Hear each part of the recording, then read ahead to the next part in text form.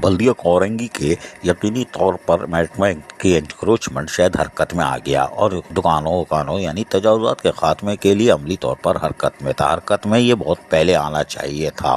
ताहम director anti encroachment Saim Khalid ने deputy director Korangi zone Kashif के हमरा कोरंगी नंबर 6 पर कायम नाजायज़ दुकानें जो तामीर की गई थीं उनको मिसमार करना शुरू कर दिया।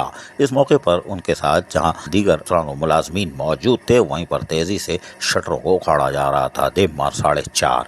ताहम ये काम तो पहले होना चाहिए था, इसलिए कि रिकवरी आ नहीं रही। रिकवरी आएगी तो रिटायर मुलाजमीन को कुछ मिलेगा और यही वजह है कि शायद क्योंकि अभी सैनिटेशन की तनख्वाह और दूसरी मुलाजमात बाकी हैं तो शायद कार्रवाइयों को तेज कर दिया गया है ताकि रिकवरी के अहदाफ को पूरा किया जा सके। वाज़ेह है कि बल्दिया कोरंगी में तकरीबन 4 से 6 करोड़ रुपए की रिकवरी यकीनी बनाई जा सकती है अगर हबशी हलवा, रसमलाई और गाजर का हलवा मिला के ना खाया जाए।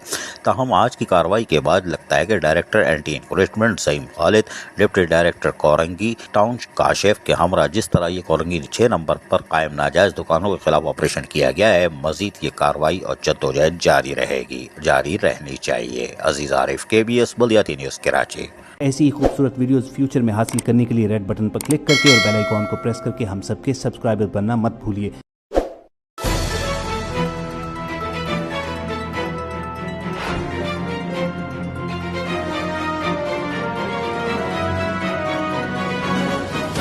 KBS बल्दिया न्यूज़।